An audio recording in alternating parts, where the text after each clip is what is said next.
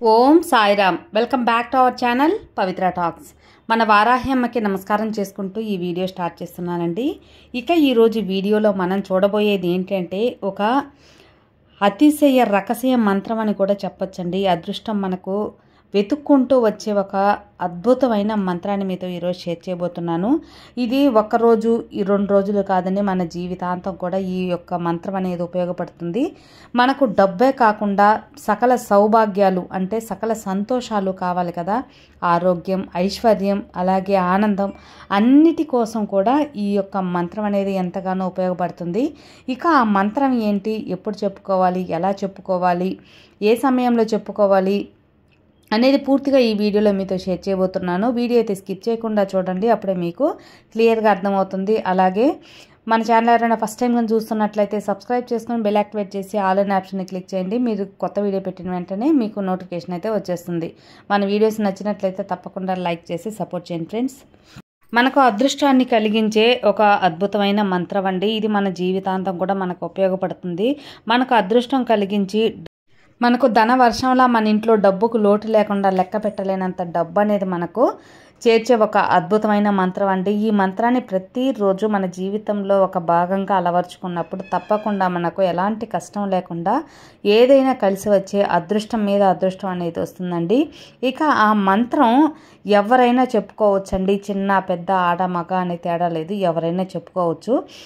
ఈ యొక్క మంత్రం ఎప్పుడైతే చెప్పుకుంటామో మనం అప్పుడు మంచి ఫలితం వస్తుంది అంటే ఎక్కువగా బ్రహ్మ ముహూర్తంలో మనం చెప్పుకున్న పక్షంలో అత్యంత ఫలితం అనేది కలుగుతుందండి. బ్రహ్మ ముహూర్తంలో ఏ పని చేసినా అంత మంచిగా కలిసి వస్తుంది. బ్రహ్మ ముహూర్తంలో ఎవరికైతే మెలకు వస్తుందో వాళ్ళు అదృష్టవంతులను కూడా మనం ఇంతకుముందు వీడియోలో అనేది చెప్పుకో ఉన్నాం. అలాగే బ్రహ్మ ముహూర్తం అంటే మనకు ఉదయాన్నే ఎర్లీ మార్నింగ్ 3:45 వచ్చి ఒక 4:30 వరకు మనం బ్రహ్మముహూర్తం అని చెప్పి ఒక సమయం అనేది చెప్పుకుంటూ ఉంటామండి.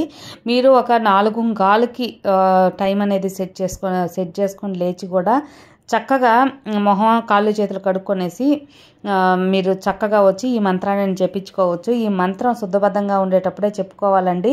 స్నానమే చేయాలంటే మీరు శుభ్రంగా ఉన్నారు అని మీకు తెలుస్తుంది కదా, అట్లాగా మీరు శుద్ధబద్ధంగా ఉన్న పక్షంలో బ్రష్ చేసుకొని మొహం కాళ్ళు చేతులు కడుక్కొని తర్వాత చక్కగా ఒక దగ్గర కూర్చొని ఈ యొక్క మంత్రాన్ని జపించవచ్చు. లేదు మేము కొంచెం పరిశుభ్రంగా లేము అంటే ఏదైనా తీటు అంటూ ముట్టు అనేది ఉంటుంది కదా, అలాంటి సమయాల్లో వచ్చి మీరు చక్కగా స్నానం చేసి అనేది కూడా పట్టించుకోవచ్చు అనమాట. ఇక పీరియడ్స్ టైంలో చెప్పుకోవచ్చు అంటే పీరియడ్స్ టైంలో అస్సలు చెప్పుకోకూడదండి.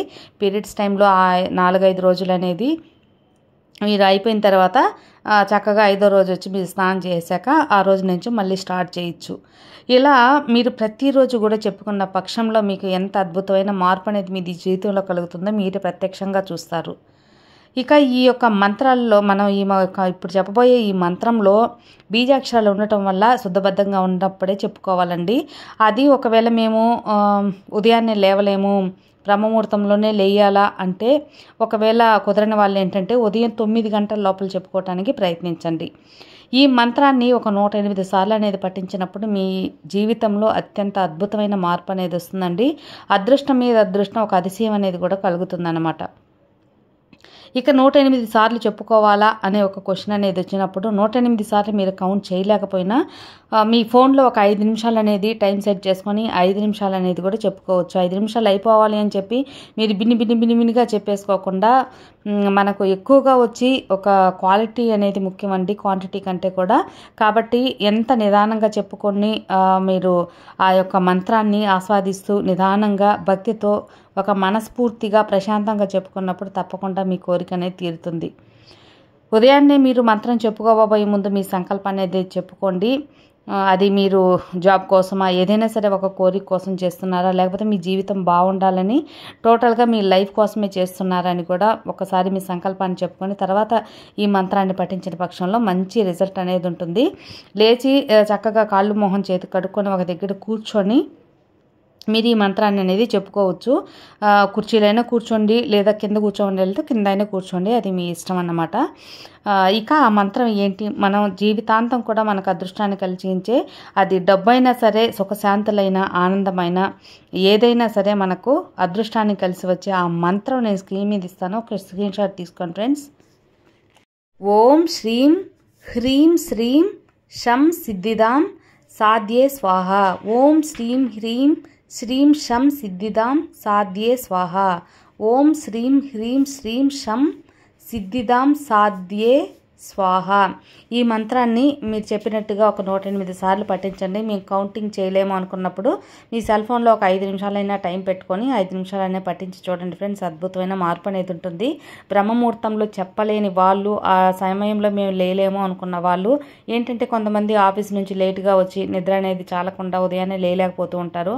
అలాంటి వాళ్ళు 9 గంటల లోపలైనా సరే ఈ మంత్రాన్ని చెప్పుకొని తర్వాత మీ పనులు అనేవి మీరు చూసుకున్న పక్షంలో మీకు జీవితంలో మీరు చేసే ప్రతి పని కూడా సక్సెస్ఫుల్గా ఉంటుంది. ఏ చేసినా కలిసి రావటం, అదృష్టం మీ వెంట అనేది ఉంటుంది. ప్రతిరోజు కూడా మీ సమయం, మీ కాలం అనేదిగా ఉంటుందన్నమాట. కాబట్టి ఈ అదృష్టాన్ని కలిసి వచ్చే ఈ అద్భుతమైన ఒక బీజాక్షరాలతో కూడిన ఈ మంత్రాన్ని మీరు పఠించి మంచి లాభం పొందాలని మనస్ఫూర్తిగా కోరుకుంటున్నాను. నమ్మకంతో చేయండి, అంతా మంచిగా జరుగుతుంది. సర్వేజన సుఖినో భవంతు. జై సాయిరాం, జై వారాహిమాత.